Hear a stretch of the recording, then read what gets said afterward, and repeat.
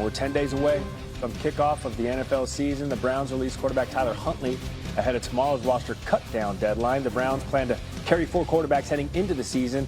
That, of course, includes Shedeur Sanders. He struggled a bit on Saturday. A lot of talk about how the Browns handled Sanders on Saturday, which led to this pointed question to Coach Kevin Stefanski.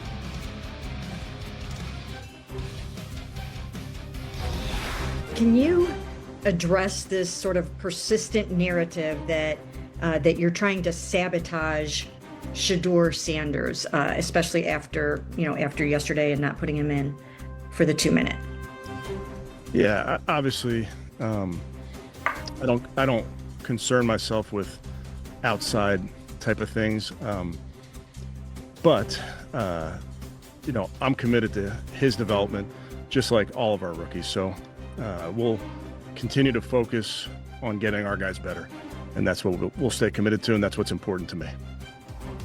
Well, whoever it is, they got to play their best ball at the start of the season, because we showed a graphic earlier. The Browns, their first 6 opponents, 5 of them went to the playoffs. The only one that didn't, their Week 1 opponent, who is the Cincinnati Bengals, as Mike Tannenbaum joins the program. Mike T, is it a mistake for Cleveland to carry 4 quarterbacks heading into the start of the season? Yes, it is, Gary. Good morning.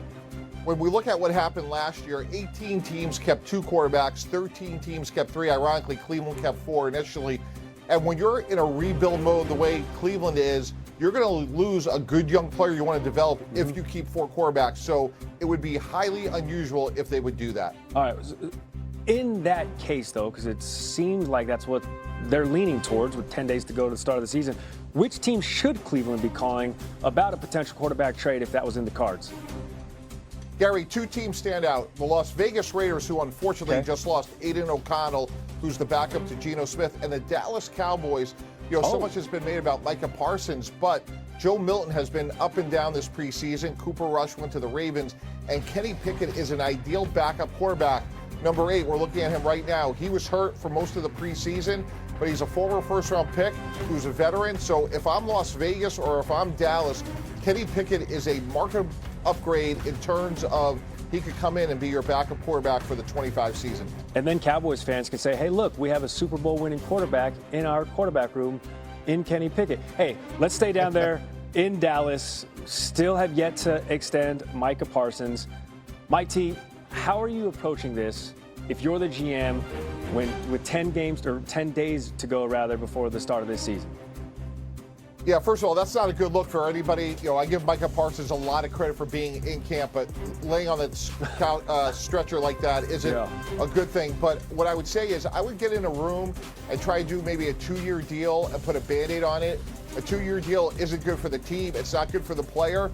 And sometimes the best compromises are ones where both sides walk away not feeling great about it, but this way he gets on the field for the season, cooler heads prevail, and then you revisit it in the offseason. Okay, a meet in the middle.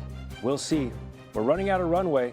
Start of the NFL regular season in just 10 days. That's Mike Tannenbaum joining us this morning on SportsCenter. Mike T, fantastic to see you. In just minutes, Browns releasing quarterback Tyler Huntley ahead of tomorrow's roster cut down deadline. They are going to carry 4 quarterbacks heading into the season, including, of course, Shedeur Sanders.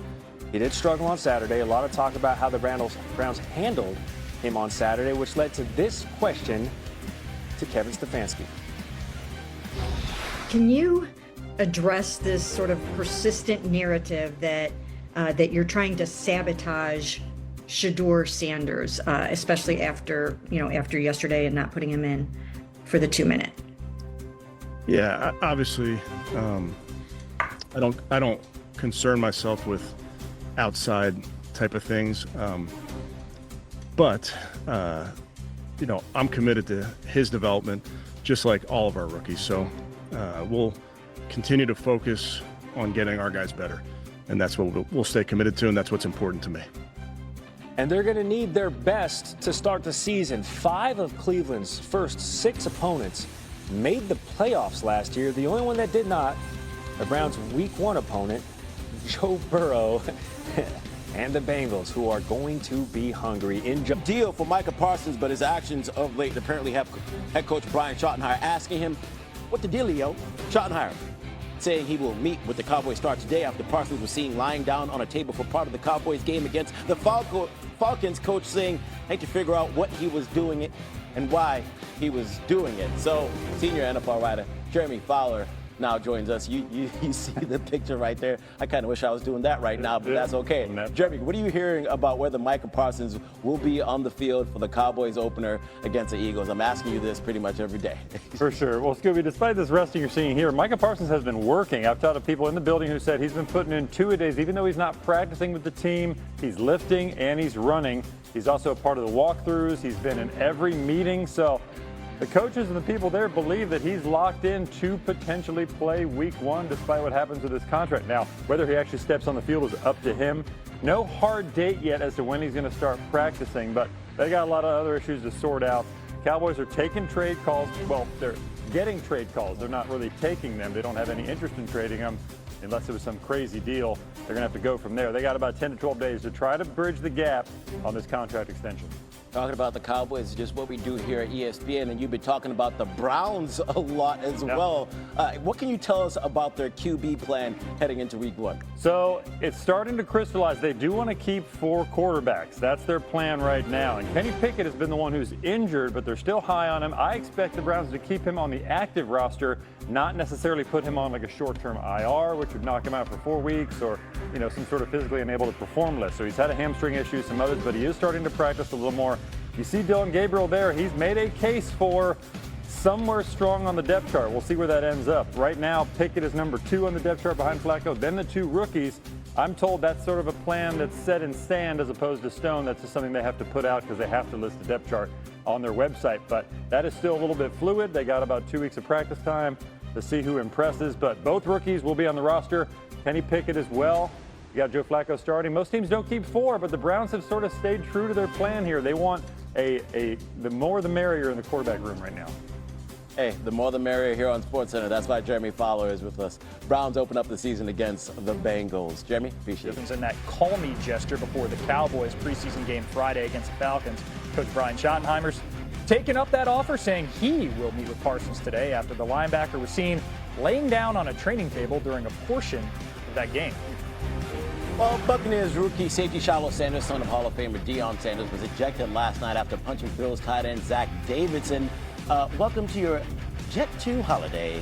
Sanders, who went undrafted, is competing for a roster spot on Tampa Bay. I'll play that with that. Keeping it in this Sanders family, Shedeur got his final preseason tune-up against the Rams and kind of got tuned up. 3 for 6, 14 yards, sacked 5 times, including that 24-yard sack in the 4th quarter. Football analyst Sam Acho joins us. Sam putting the Sam in salmon. Good morning, friend. Earlier, Sam, we heard Jeremy Fowler putting the Browns' plan and focus, saying that they could go with 4 QBs on a 53-man roster. We haven't seen that since the Saints in 2021. And one of those guys was Taysom Hill. It's different. How surprised are you by the Browns deploying a 4 QB roster? I am surprised, but I shouldn't be. So the Cleveland Browns last year initially had 4 quarterbacks on their active roster. Part of the reason why is that Andrew Berry, their GM, understands how important the quarterback position is. A few years ago, the Cleveland Browns defense was one of the best defenses in the NFL, but quarterback was an issue. Berry said that he sees those last few roster spots as a developmental opportunity. So what better opportunity to have a veteran quarterback in Joe Flacco, along with not just 2 rookies who can develop, but another veteran in Kenny Pickett. If those 2 rookies don't pan out the way you expect and Joe Flacco gets injured, it's good to have Pickett as a backup plan.